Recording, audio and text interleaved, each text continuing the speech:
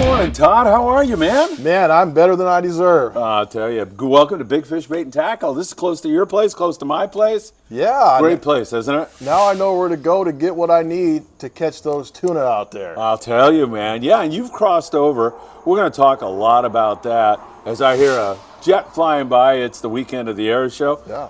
We're going to talk a lot about your fishing, but today I thought we'd all like to get to know Todd Woods All right. on a personal level. How's that sound? That sounds great. Yeah, I love to talk to anybody that would listen. About my personal I'm level. here, man. I'm all ears. I feel like you could be my therapist today. How's that? That sounds great. And also, you're on a journey in terms of trying to get in shape, trying to lose weight. Me too. Yeah. We're all doing that. We'll talk about that later also. But first of all, how did you get into fishing? How did that all come about? Where were you born? I was actually born in New Haven, Connecticut. Oh, wow. Which I wasn't there long. That's where my dad was also born. And, 1963, I was born. 1964, we moved to Los Angeles. You're a young man. Oh, thanks. Yeah. I don't feel like it sometimes. That's why we're sitting instead of standing, right?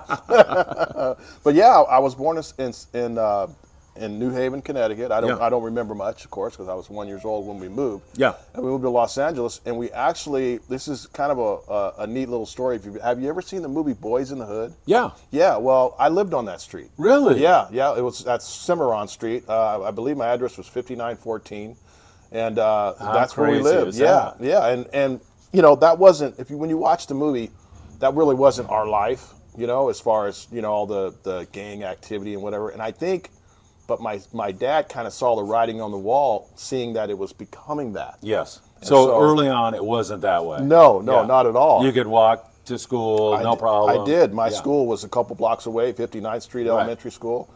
And right when I got to fourth grade, my dad decided, he was an RTD bus driver. Remember the old RTD bus? Yeah, of course. Yeah, he drove there, retired there. And he transferred to El Monte station and bought us a 2,500 square foot house in Diamond Bar. Oh, of all wow. places. Yeah, which was 99.5% white. The whole city. Did you feel any weird pressure about? Oh, that's a whole nother episode. Yeah. Because I remember those days that a black family would move into a white neighborhood in those times, and people are like, "Oh my God, what's going on here?" There goes the neighborhood. Yeah, right. Yeah. No, and we're laughing about it. It was sad, actually. But, but 100%. Yeah. But fortunately, I guess because my dad was a bus driver, he was a people person. Yeah. And so it didn't he matter. walked out there and started meeting people. Oh, totally. I mean, my dad. Which is the greatest thing, because anybody who isn't racist or anything, when they finally meet somebody, they start to say, wait a minute, all this stuff I've been told is no longer making any sense to me. Exactly. And he was life of the party. Yeah. So every person that he touched, whether you were racist or not, you became, you really became enamored with my dad. Kind of like you. Well, thank you. No, I'm sure you got that from your I father. got that from him 100%. Yeah. When I walk in the room, the last thing I want people to see is someone that they don't like. Right. So I try to be the life of the party, be the comedian, and hopefully be able to change their thought process. You're good at that. My dealings with the inner city parents get a bad rap when they truly deserve to be elevated in our estimation, because they do live in a challenging environment sometimes, and they work so hard for their kids. Sometimes you hear inner city and you just assume everybody down there is a gang member and everything else, and it's so far from the truth. Those people down there want the best for their kids, and I feel like sometimes they don't get the opportunities. The schools are not as good as they should be. There's all this talk about what we could do for a community. Make their schools better, because I shouldn't stray into this, but no, I hear where you're going. I really do. I don't feel like blacks, Latinos, or anybody else need me to give them something. They're perfectly capable of doing this on their own. They're smart. Well, you don't have to be too smart to be smarter than me. But if they're given the opportunity, that's what they need. The schooling, the opportunities. Yeah, and on a sidebar, my dad was actually a substitute teacher after he retired from being an RTD. He's also a pastor. Oh, wow. But he was actually in the inner city of downtown or not downtown LA, but in like the South Central. We called it South Central back then. I think now they call it South LA. And I'm a fireman. I've been a fireman 31 years. I'm retired. Yeah. He would call on me to do career days. And so I would go out there in uniform and do a little topic fire department seminar. Yeah.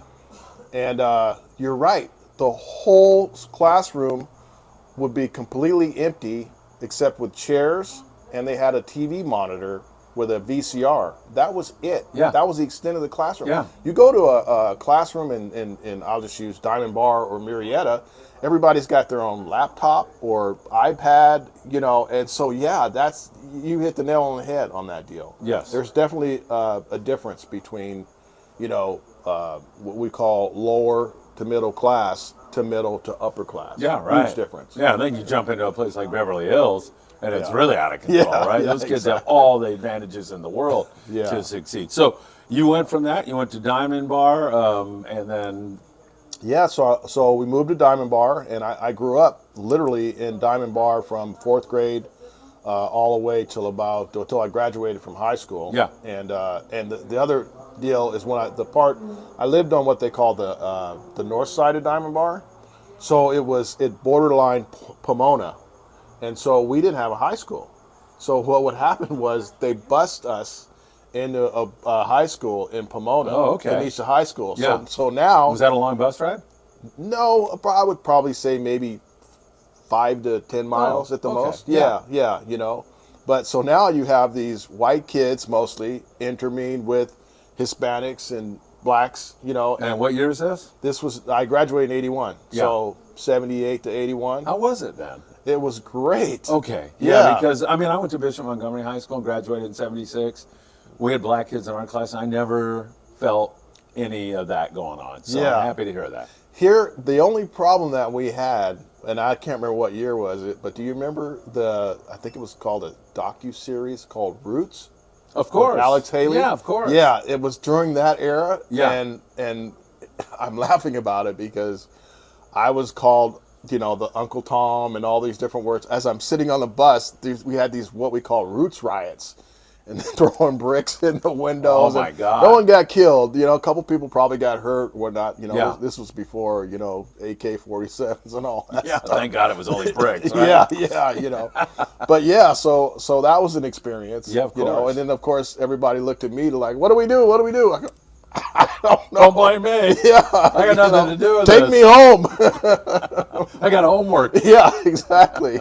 You know, but that was another experience that I could chalk up as I call it a great experience. Yeah. You know, it was definitely a good experience. Why do you call it a great experience? Well, because just the one, I think after it was all said and done, after everything kind of settled down, at the end of the day, we all want the same thing. We just want to be happy. Yeah. You know? Right. And so we have things in our life that trigger. Rodney King's another example of that. Right. You know, I was on duty during that time. That was crazy time. Yeah, and that was a crazy time. I learned how to load a gun, you know, which I've never done before. You mean as part of your job? As part of my job, we had a guy that was an ex-sheriff. Yeah. That was a cop. And You guys need to learn He's how like, to... okay, just in case, let me show you what I have, you know, which was totally illegal. But he's retired. I'm retired, so no big deal. Statute of limitations is over. Yeah, don't worry about it. Exactly. Never had to shoot it. He never had to shoot it. But yeah, so that was another very similar experience. You know, it's like justice. We want justice, and you know, and at some point, I think the bureaucratic part of it is you give up, and and that's when you resort to violence and, you know, and those kind of things. Like, people, you're burning your own. You know, you're burning your own property. It's like the frustration. Right. You know, so I got to experience that too. When you see, like, there's no remedy, you feel like justice and everything is against you. Yeah. That's when you resort to that kind of violence, I think, right? Yeah. Many times you do. Yeah. My mother had a saying, she's absolutely right, I have to say. She said, you know, when people would say, and she loves America, she's passed on, loved America. I mean, but she said, you get the kind of justice you can pay for. And in some ways, unfortunately, that's true. If you can hire the lawyers that some of our politicians and everybody hire, you get off on anything. If you're poor and you go up against the state or the feds, you're dead. Yeah. Because they can bring the whole power of that to bear on you. And also, it's funny that, and I've watched just about every one of your videos that you've done. Oh and, my God, you're gonna need psychological oh, help. I love it. I love it. I love, I love the fishing, the ocean, the whole deal. I just love being around water. Also, I love being around positive people. And a couple things that you said. One, when you said your mom loves America, it's kind of a shame that we have to even say that. I know. And you too, because I'm still frustrated over the guy that sent you the message about how you're not waving the flag. Yeah, right? the flag was going the wrong way. Yeah, yeah. I actually went and shot a new one yesterday. I know. I saw this morning. I'm like, okay, he's got the flag going the other way, Yeah. which means nothing to me. Yeah. But it doesn't mean I don't love America. I Right, love right. America That's too. how I was trying to point out that I do love America. Yeah, exactly. And America doesn't have to be perfect to love it. It's just Right. far from that. and it never will be. Right. Yeah, Right. Because we are a melting pot. No, and, somebody said democracy is one poor way to run a country, but it also happens to be the absolute best way that's out there. Because I've lived in China, I've traveled through Latin America, Southeast Asia. Man, this is the place to be. That's why everybody wants to come here. I know. Yeah, it's a great place. Yeah, there's no doubt. And I love America too. Like I said, I worked for the government, in the fire service, and I've seen some things that make me cringe. At the same time, I've seen some things that the beauty that we do and the humanity that we do for one another. Yeah. And that's really what it's all about. You take 9/11, for instance. After 9/11, everybody was like, USA, USA. You come to you come up to a four-way intersection, and they'd be like, no, you go, no, you go. I know. It's like the love that people right. had. We united us. Yes. And now that's gone. It's gone completely. And these politicians stoke these racial. I mean, Yes. there was a time during the recent BLM riots where I wasn't sure. Like, I was starting to think maybe black people hate. So I'll take two stories. Well, number one, yesterday I shot a new shot of that flag. Yeah. And out of the corner of my eye, I see a black woman there, and I'm standing there, and I look at her, and I said, "Good morning," or "Good afternoon." It was afternoon. "Good afternoon." She goes, "Beautiful, isn't it?" I wasn't sure what she was going to say. Wow. And yeah. we're on the same page. Yeah, together. yeah. No, that's cool. During the BLM stuff, it got so crazy that I was actually, I don't want to point out who it was, but I was driving out of a place where I live. All right. And there's a girl that sits in the guard shack once in a while, a black girl. Yeah. And it was Christmas or the day before, I can't remember which. And I go, oh man, she's sitting there on Christmas. I go into the store when I'm buying all my junk and stuff. I go, oh, chocolate. I grab this chocolate. And I start nearing the guard shack. And I look down at the chocolate, and it says in big letters, white chocolate. And I go, Oh, God. and this is, I'm thinking, I'm going, why the hell did I buy this? And I'm like, That's maybe, awesome. maybe I won't. And, Yeah, that was a tough one. And so we drive out, and I go, hey, I see you're sitting out here alone. I just wanted to give you this. Honest to God, she goes, white chocolate? That's my favorite. Oh, perfect. Thank you so much. Oh, my And I'm like, whoop! I mean, but the fact that That's I'm awesome. even thinking that way. I know. I mean, we all basically get along, but if you start listening to these politicians who want to stoke this hatred, it's ridiculous. Yeah, and that's funny, the political spectrum of that, and I know we don't really want to go into that, but I have a shirt that says Black Lives Matter on it. And I wear it randomly, but I also wear it cautiously. Yeah. And what it means to me is it just means I matter. Right. Okay. It doesn't mean I'm better than you. It doesn't mean I'm less than you. It just means I matter. Right. I don't want anything more than that. Yeah. And it doesn't. I'm not a part of the club. I'm not a part of the liberal club or the Republican club or whatever the club is. You're just I'm just Todd a human Woods. being that that I want to be loved, and I love people, and I want to treat people the way I want to be treated. Yes. And that's the bottom line. Yeah, 100%. I totally agree. All right, so Diamond Bar, how the heck do you get into fishing? How does that happen? Your dad? Okay, that goes back to LA when we were in LA. Yeah. So my dad, who I would say is the kind of guy that he was a great dad. Okay, I have to preface that. He was an awesome dad to the best of his ability. Yeah. And so at the time he was running the streets, what we call running the streets a lot. And one day he got an epiphany of, hey, I need to do something with my kids. And I'm guessing I was in around third grade or so. And I have an older brother, actually I have an older brother, younger brother, and a sister. And he this was he basically hired a guy. I don't know if he paid. We're going to call it hire, but one of the guys that he works with, he said, "Hey, can you take my kids fishing?" And so he woke me up at 4 o'clock in the morning. Woke my brother up. We jumped up. We went to. Were you like, what is this going to be like? Or I'm excited? I don't remember. Yeah, I okay. really don't. I just remember sitting there fishing. I think we were at some lake in Redlands or some small. I don't remember where it was. Yeah. And we caught a bunch of fish. We holding them up, and that's what I remember. And I just remember it being, wow, this is cool. Yeah. New and, world, right? Yeah, new world. So we said, and he liked it.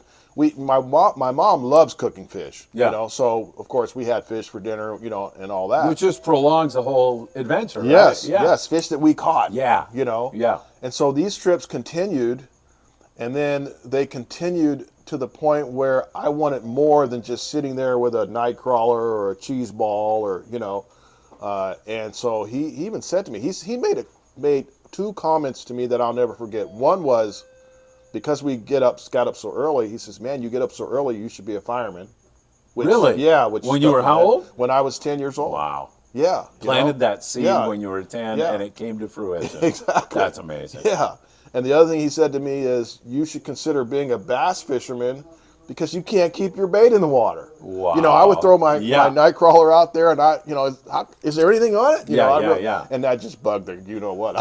Be patient. Yes. Yeah, right. And so it got to the point where we would go to lakes, and I got other stories, but I would take my rod and night crawler or whatever and walk the bank, and he'd have zero fish or maybe one, and I would have a stringer of fish. And he'd be like, "Okay," and so So he's kind of happy, but at the same, with my kids, I'm happy when they do well, but I'm competitive. Oh yeah. I'm really good. In fact, my son Philip's wife Jessica, she'll just shake her head sometimes and goes, "You guys are getting too out of control with the competition here. Yeah. Calm down." So that's funny. It's in my blood. Yeah. I love, and it's interesting. The competitiveness. On a side note, I was on the Mission Bell a couple 3 weeks ago. Yeah.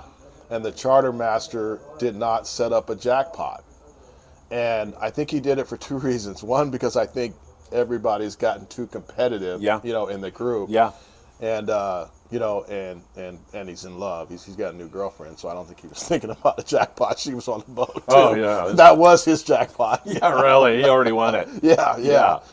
But yeah, and actually I felt freer not having to try to get that jackpot. Right. So And props to Sean Hardigan, who runs the boat, and his girlfriend Mimi. Right, they're Did great she have people. her baby yet?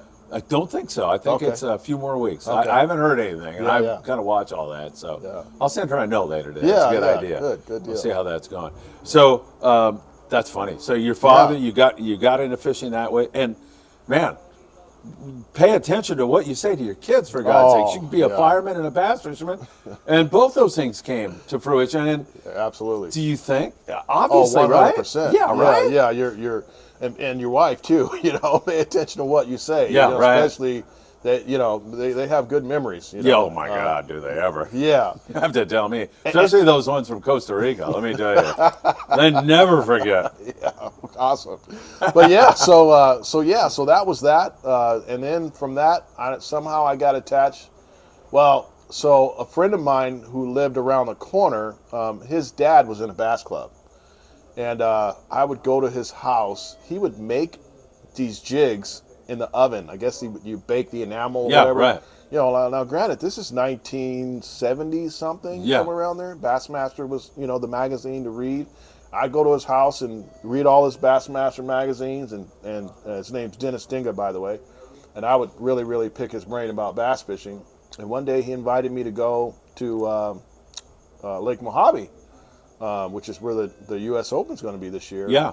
And you're participating in that? Yeah, I'll be in that. And I was enamored by the whole club aspect of it, and I was only like 13, 14 years old, somewhere around there. And I later joined a bass club, and the rest is history. Yeah, and so you're absolutely a bass pro now, right? Yeah. You're fishing all the big tournaments. Yeah, I mean, and that word's kind of a shaky word depending on who you talk to. I mean, obviously, I don't fish for a living. The LA County provides my retirement check. Right. But I've probably made over $200,000 fishing. That is fantastic. Over 20 years. That's fantastic. Are you Yeah, kidding me? yeah. So yeah, I love it. I'm very competitive. I don't care if I'm in the front seat or the back seat. It doesn't matter to me. What does that mean, front seat, back seat? So everybody knows. So depending on the circuit, like for instance, the one bass tournament that's coming up, Western Outdoor News magazine. You can get them at your local newsstands. Get them right here at Big Fish Bait and Tackle. Yeah, exactly. Billy Egan's the tournament director, but they have shared weight, and what that means is if you fish, you can either fish as a pro, which is what I'm doing, and I think the entry fee is sometimes I get the numbers wrong, $1,600. Yeah. And then or you can fish as a co. And I think the entry fee is around $500. I'm probably going to get that one wrong for sure. But if you fish as a co, you fish in the back of the boat. Your prize money is substantially less than the pro. But he gets a 3-day guide trip with basically 3 pros on the front of the boat. Yeah, which is worth that $500 right there, or whatever it is. Yeah, because I think it's like $500-600 to go out with a guy in one day. Right. And so.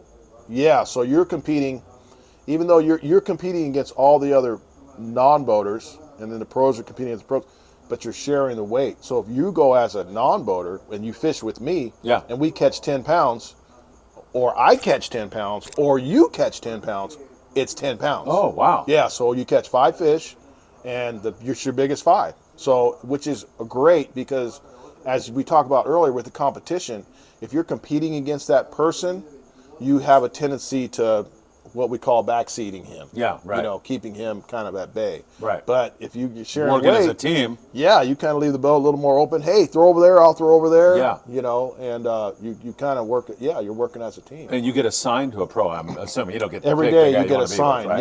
Yes. You got a different pro, but you can practice. What a thrill for somebody that's thinking about doing this. Absolutely. For their future. Yeah. And typically we usually have more co's than pros sign up. We have to get more pros to sign up to even the number out. Oh yeah.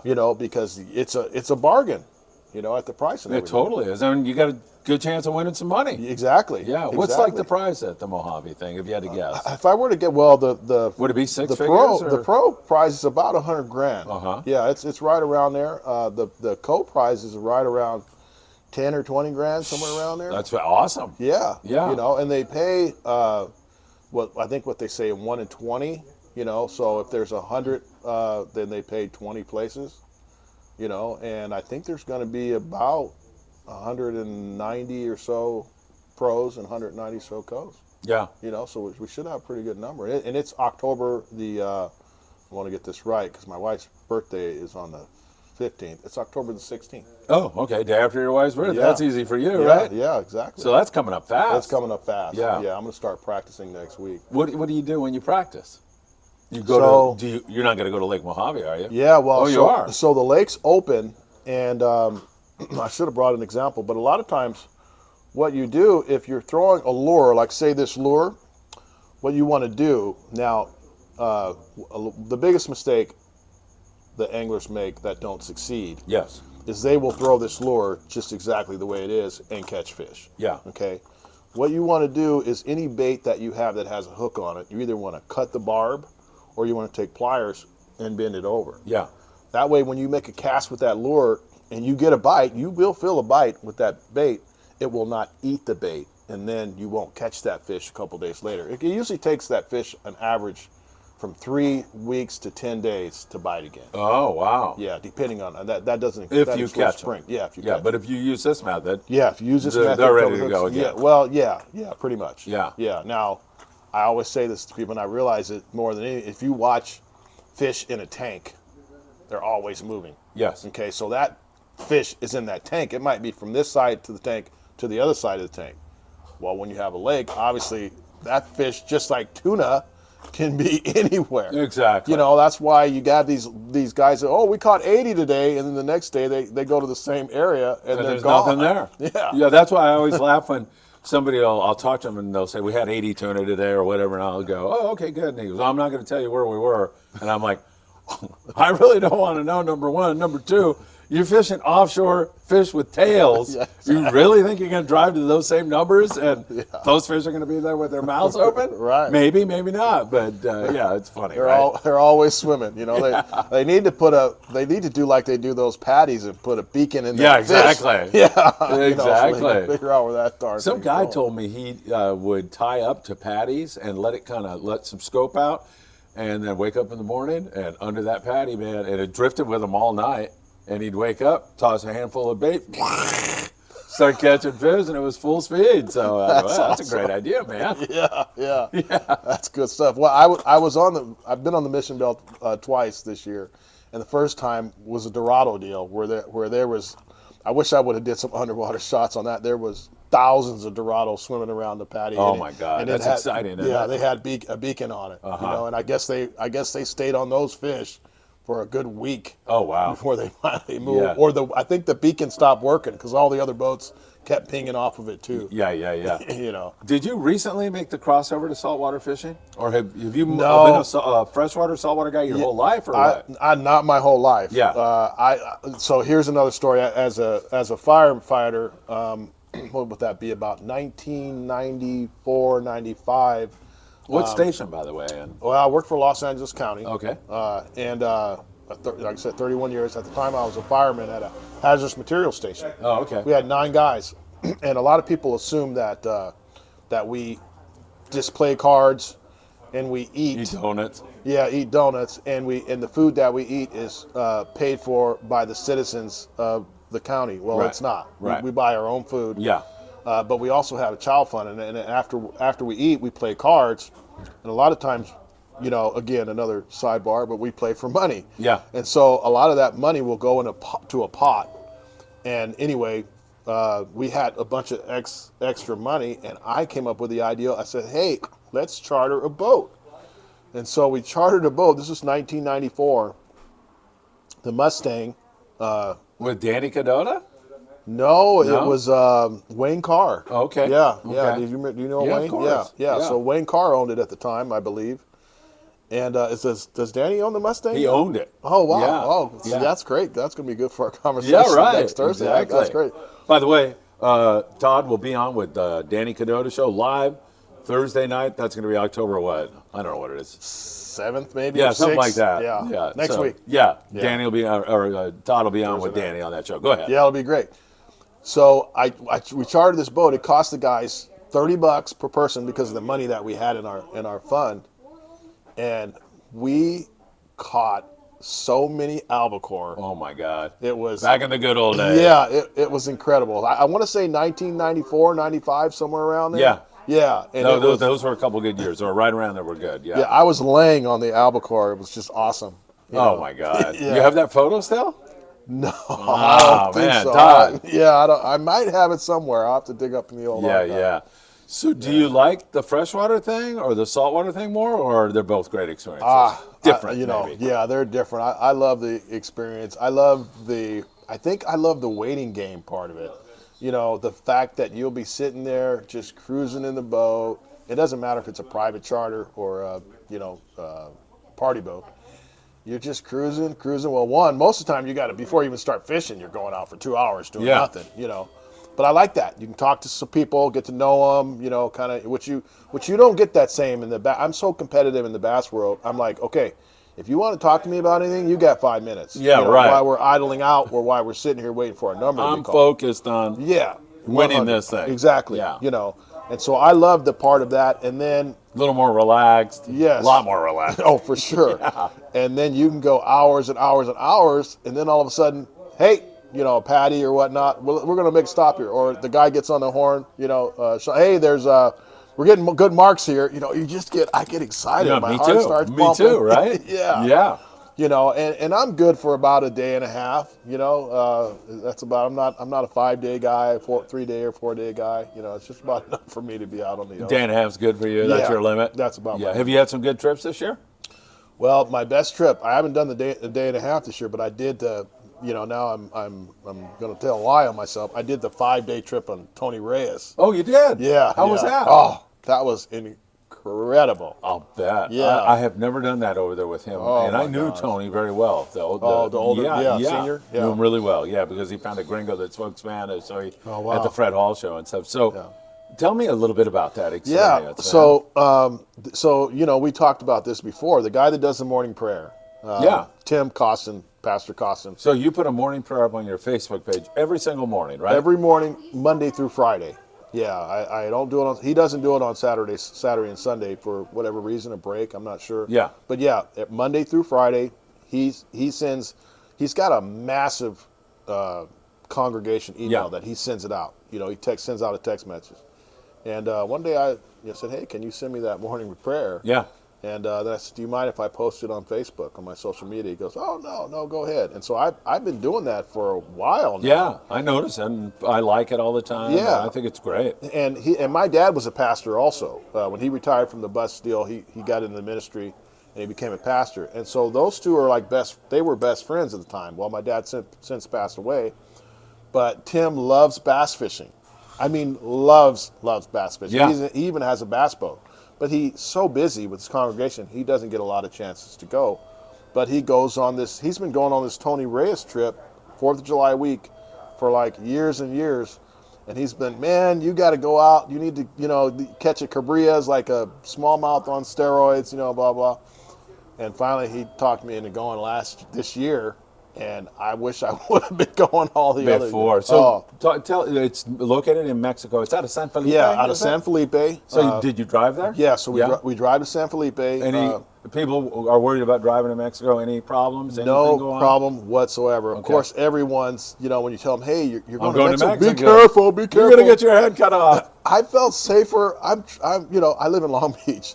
I felt safer going to San Felipe. Then especially some parts of driving up PCH in some parts of absolutely. My wife, when she's over here sometime going back that way later on in the evening, I'm like way more sketched out about that than I would be if she's walking down the street in Rosarito at 8 o'clock in the evening. Yeah. It is, And so we drive to Calexico, and then from Calexico to San Felipe, I want to say it's about 120 miles. It could be off by a few. But the road is paved and smooth. We go during the day, of course, but we spend the night in San Felipe. Actually, we spend 2 nights. Why, I don't know. I think just because that's part of his routine. Yeah, it's nice, right? Yeah, you get to walk around. I like that little town. Yeah, it's nice. It's small. Eat seafood. Yeah, exactly. Yeah. And so we spend the night, and then we get on the boat about 10 o'clock the next morning, and it's they check our passports and they do all the necessities. We're eating by lunch, full galley, and they have what they call pongas on the boat. They actually have the boats on the ship, on the mothership, and then right before we leave, not right before they leave. They leave them on there for the whole evening of the trip, and we're usually fishing by the next morning. Oh, okay. Yeah, by the next morning. And you never know. You got cabrilla, which is, I think, in the grouper family. Yeah, they're fun to catch, aren't they? Yeah, so much fun. You have white sea bass. You have black sea bass. You have yellowtail. The pastor hooked a marlin. Oh, really? When we were out, on a blue, what do you call those things? The iron. Oh, really? Yeah, like a Taddy 45. Yeah, exactly. He was. It's a funny story, but he's fishing and he's reeling his Taddy, and all of a sudden, our ponga driver's name was Joel. He's like, Joel, what does it mean when your line is going that way? And right when he said that, this freaking thing, comes jumping out, and he lost a fish. I guess it's the second one he's hooked. Wow! Since he's been on those trips. That is great. Yeah, So you hook everything, and then the last day, we do different styles of fishing, different days. Whether it's shallow water cabrilla fishing, which is like fishing for bass. The last day you do grouper fishing. Oh God, I love that. Yeah, and I think this guy, the biggest one I think we caught on the last day was like 100 pounds or Beautiful. so. Rather. Yeah, giant fish. Yeah. you know. But yeah, it's How's the scenery down there? It's got to be gorgeous. The Baja yeah, coast. yeah. I do have a YouTube channel. What is it, by the It's way? Todd Woods Fishing, and I did a video on. I did two. Actually, I did 3 videos on Tony Reyes. That's how much content I had. Yeah. I didn't want to make it really long. Right. And the scenery is unbelievable. I mean, it's absolutely gorgeous. There's an area called Refugio. Yeah, Yeah. and that's like a national park Yeah. in Mexico, you know, and it's gorgeous. I mean, it's just so clean. You got cactuses, you know, looming up everything. The water is gorgeous. Like I Yeah. said, it's worth watching the video just to see the beauty. Todd Woods Todd Fishing, Woods Fishing on YouTube. Yes, on YouTube. Subscribe today. Tick that Yeah. bell. You'll be notified when there's new content. Yeah. Yes, sir. Share that with a friend. Appreciate it. I appreciate it. Click that like button. Yeah, hit that like button right now on this one too. That's it. Thanks for reminding me about that. Yeah, so it's the food, Yeah. really good. They did an outdoor carne asada deal where they had like a little steak dinner thing going on. So you're but- eating this home cooked Mexican food? Yes. What's better than that? Yeah, I mean, we had lasagna one day. I mean, it's really, really good. And and here's what they do. So when you go out in the morning, and I don't know, when I go fishing, I don't wear a watch, you know, but I'm assuming sometime around, it's 5:30 in the morning. I do know that because I have a clock in my stateroom. The staterooms are completely air conditioned, you know, it's cold. And they're bunks. And at 5:30 in the morning, you go out, and then I'm assuming around noonish or so, he comes in. Yeah. And then we eat lunch, and then around 2:30, 3 o'clock or so, we go back out and fish till dark. Oh my God. So if you like to fish, this is for you. Oh, for sure. Accommodations, it's bunks, right? Yeah, it's bunks. Yeah. Yeah, and my trip, I don't know, I'm sure they vary depending on your charter master, but it was $1,500 Oh wow. for 5 days fishing. Yeah, you can't be. And that includes all your meals? Yeah, it includes all your Fish meals. cleaning? Fish cleaning, yes. Really? Yes, it Oh, includes wow. your fish cleaning. Yeah. You can't beat that. No. I mean, you want to tip heavy, Of course, at the end. But yeah, it's a great trip. Man, that sounds like so much fun. And even like you got the drive down there, and then you got the goofing around in San Felipe for a couple of days. Some people just drive straight there. Yeah. You know, depending on where you live. Yeah. But yeah, it's a fun sheep's head. We caught a lot of sheep's head. Did you? Too. Yeah, Big which was ones? unusual. I don't know what Decent? big is. Yeah, that's decent. Yeah. You know. Heck yeah. Yeah. So that sounds magnificent. And then here in the Southern California area this year, you were on the Mission Bell. I know you caught, what, did you catch bluefin or yellowfin yourself? So I caught, this year I caught yellowfin on one trip. And then, so far I've caught 2 Dorado and 1 on each trip on the Mission Bell. And then I've caught 2 yellowfin, I think. Because I don't want to get them mixed up. I did catch some bluefin. Yeah. Also this year, you know, and I went out with Benny Florentino. You know Benny. Oh, of course. Yeah. Great guy. Yeah. Really great fisherman, for especially calico bass fishing. Absolutely. He's number one. Yeah. So if you need a calico guide, he's Benny a great Florentino, guide. for sure. Yeah. And the day before, they ran into the tuna driving back from Catalina. So I was really excited, and we didn't. Oh, find it. yeah. I think they went on the other side. Again, the fish are always moving. That's right. I think they went on the other side of Catalina, and so we didn't run into them. Yeah. One thing I take away from this lovely conversation that you and I are having is the importance of fishing to families. I mean, you said your dad was running around. Yeah, Then he that's found it. fishing. Yeah, exactly. And then he shared that with you. Yeah. And then he put in your head, someday you're going to be a bass fisherman and you might want to be a fireman too. Exactly. And this all comes from the outdoors, from fishing, from not staring at the TV, from not watching your phone 24 hours a day, unless it's Friedman Adventures, then go ahead. I'm only kidding. No. But it's more than fishing, isn't it? Yeah, I got a text message from my nephew this morning, and I'm going to share it with you if you don't mind. Please. It's and my nephew, who is a great kid. What's his name? His name's Aaron. Uh-huh. And Hey, Aaron, what's happening? yeah, Aaron, and he's never fished before. I've tried to take him, a few times. It just didn't work out. But and I want to say he's probably 30 years old, somewhere around there. And But my last text to him, this is how little we communicate. Yeah. Okay. My last text to him was July 30th, me wishing him happy birthday. Yeah. With no response, by the way. Yeah, Okay? that's like kids, right? Yesterday, this is yesterday at Yeah. 8:35 p.m. Spent the day down in Coronado, out on a boat with my boy all day, meaning his buddy. Yeah. How the hell did I never know how fun this is? Oh, wow. And he sent me, I don't know if you guys can Can see. you enlarge that photo? Yeah, I think so. There we go. Oh, shoot. Yeah, Is that Aaron? I think it is. There we are. Yeah. He His just face like is was covered up. amazed at the Yeah. great experience it You was. can't huh? believe it. Yeah. Oh man, yeah. that is fantastic. And I'll send that to you, and you can upload it on your. Yeah, or it's on there too. Yeah, but yeah, yeah, definitely. That is. But that's a fantastic. perfect example. Exactly. You know, it's like, and I've done inner city type events. In Yeah. fact, the pastor Tim, he's actually, his church now is in L.A.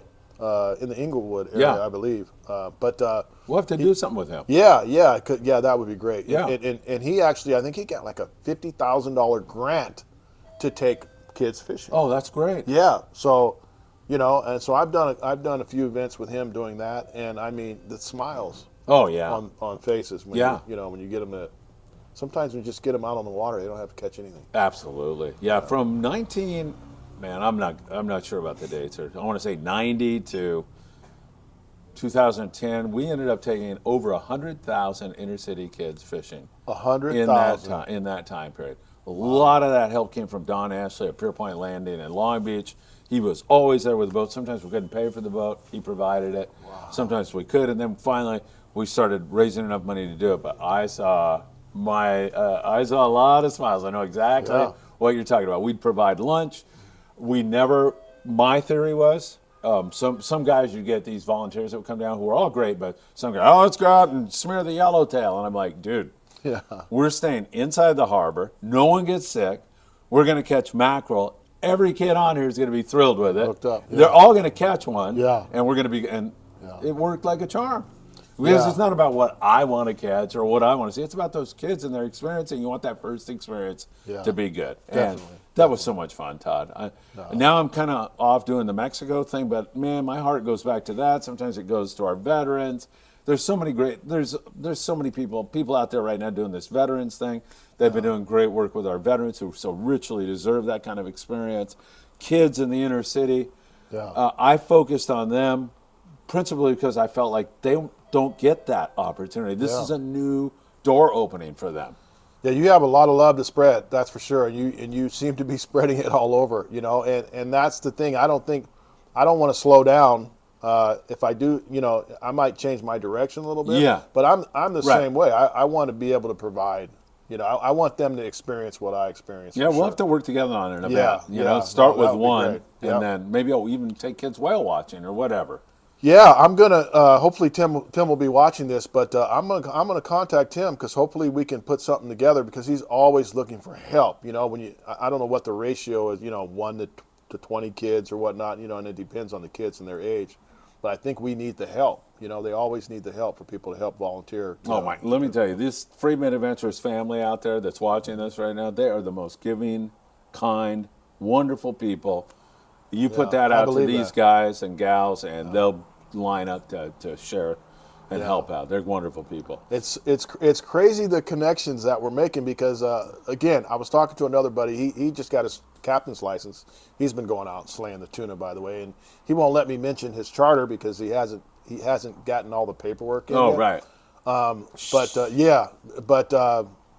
But when it happens, we'll talk about him. Yeah, sure. But I had mentioned, that's what I did. I go, hey, I'm going to be getting together with Philip here in the next couple of days. I'll mention your charter. Tell me your charter. He goes, oh, I can't. But I watched that show. So when I get it, I'm going to definitely give you my information. But just goes to show you how far, you know, your viewership. Yeah, I'm amazed at it. I mean, I never had this kind of recognition when I did 976 This is like, it's pretty amazing. I'm so grateful to everybody out there who watches, and I owe it all to them. It's just, it's evidence to me, the people out there have no taste at all because they're watching my show. Well, there you go. I don't know what to say to that because they're watching me too now. So No, the show will be highly rated because you're going to elevate me finally. yeah, right. Hey, just to change the subject briefly, you're trying to get in shape, right? Like me. I am trying. What are you doing? Yeah. So What prompted it? Did you Yeah. gain some weight, or you get on the scale one I day? have or- been gaining weight. You look good. A You couple look things. healthy No, to I me. appreciate it. Well, a couple things have transpired, and one is just the feeling of being overweight. Yeah. You know, and I think a lot. I'm the kind of guy. I'm like you. I don't consider myself, Denzel Washington. No, heck no. You know. Just a couple guys trying to get in shape. Yeah, so I stay away from the mirror for the most part. Yeah. But we've got this mirror in my bedroom that I have to walk by every day, and I'm the guy that I'll walk around the whole house naked. Too much information, I know. But Breaking news: Todd Woods runs around the house naked. But I kept seeing this giant belly that I've always never ever wanted to have. What is that thing? Yes, and when I see it on other people, I'm disgusted. That's just the way it is. I'm just being honest. And now I have it. So at some point, and it probably took me, I've been retired since 2019. So it's taken me 4 years to get to this way. And I mean, obviously I don't want to take 4 years for me to get rid of it. Yeah. But so I decided to do something about it. And so I thought I love to eat, man. And I know you're on the meat diet. Carnivore, The carnivore kind of diet. like in between keto and carnivore. Yeah, which I love meat too myself. Yeah. So I decided to do an intermediate fat. I realized that sugar is the number one killer. Yeah, absolutely. Yeah, for Yes. me. Everybody. Yeah. Yeah. And I've watched videos about it. There's all these different doctors and everything. Sugar's number one. Absolutely. And I think regarding not only bad health but cancer, and there's Yes. some correlations there that it's just not good for you. And foods that convert into sugar. That's what I was going to say. And most things, that's exactly what they do. Yeah, potatoes. Yeah. Rice. Yeah, the Carbs. list goes, carbs. Yeah. So that was the number one thing that I've gotten rid of, I would say, in my diet. And the crazy thing, I got COVID about actually when I got off one of the Mission Bell trips, I got COVID. Yeah. And I've been vaccinated and everything, and I got really, really sick from it. And I got better, what I thought was better, and I think it weakened my immune system because I don't get sick very often. Yeah. Usually, and so I ended up getting an infection. When I got an infection, I couldn't eat. So I could not eat. My mouth was I couldn't swallow. Oh, wow. I lost like 13 pounds in like a week. Well, that's the kid. Yeah, it was it wasn't fun, but yeah. So now I'm just trying to maintain it and keep it off. I'm like, well, if you can not eat the way you didn't eat then, if you can just increase that a little bit, you'll be okay. Yeah, right. Are you doing anything with regard to exercise that you didn't do before? Yeah. So that was the other thing, and so I like to.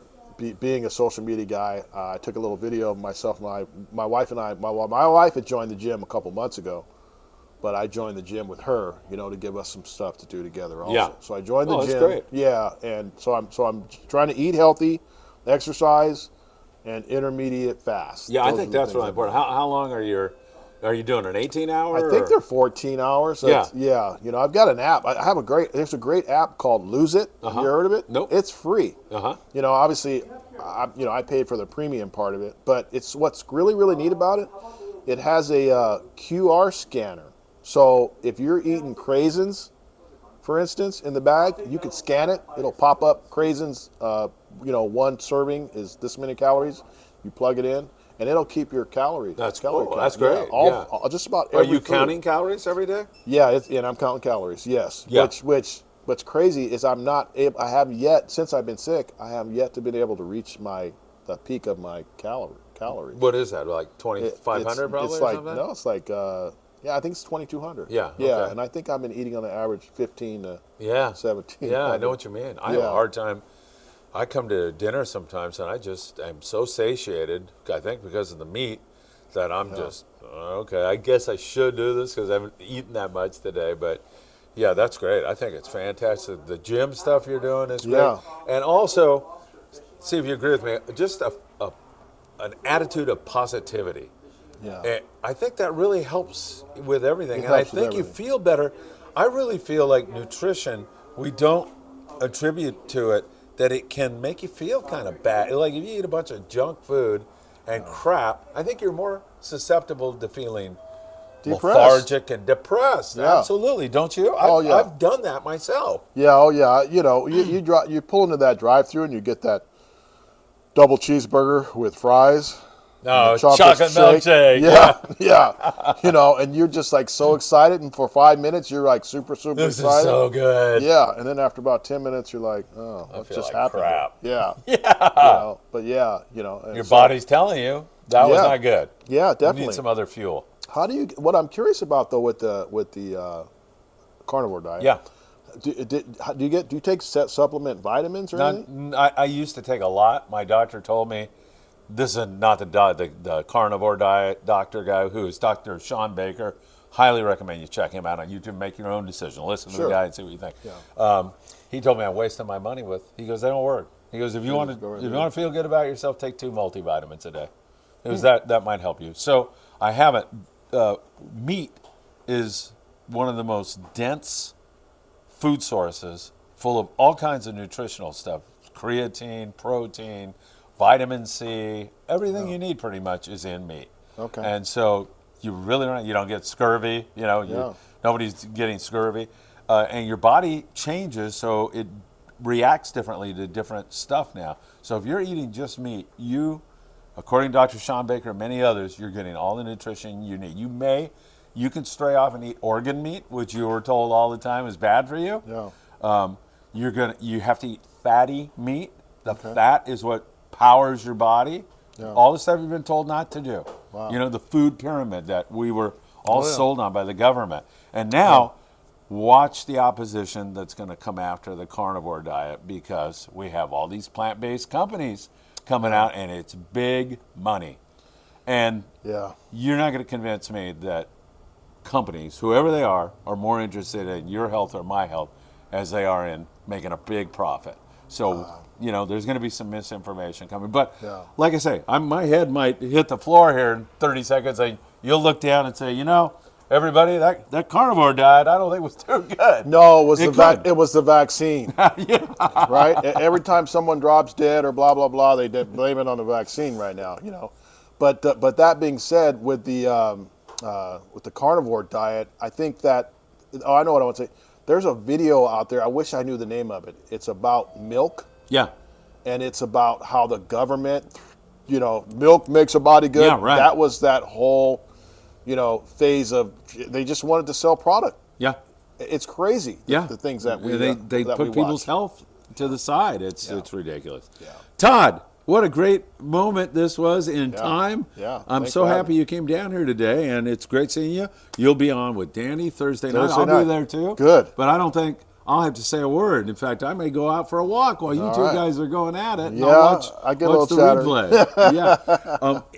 Give it again, the YouTube channel, and any other way our friends out there, the Friedman Adventure family, can contact you. Yeah. Watch your great content. Todd Woods Fishing. That's it.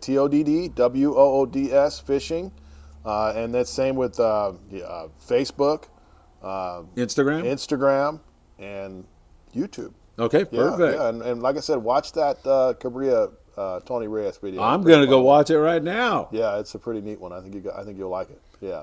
Todd, have a great day. Thank you, my friend. Thanks for having me. I learned a lot about you and what an incredible human being you are, and your father and pastor, and even who's Aaron, right? We got to say hi to Aaron. I got my nephew Aaron, and I am married. I have 3 kids. I have a beautiful wife, Jennifer. She supports me 150%. That is so important, isn't it? Oh, yeah, definitely. Yeah.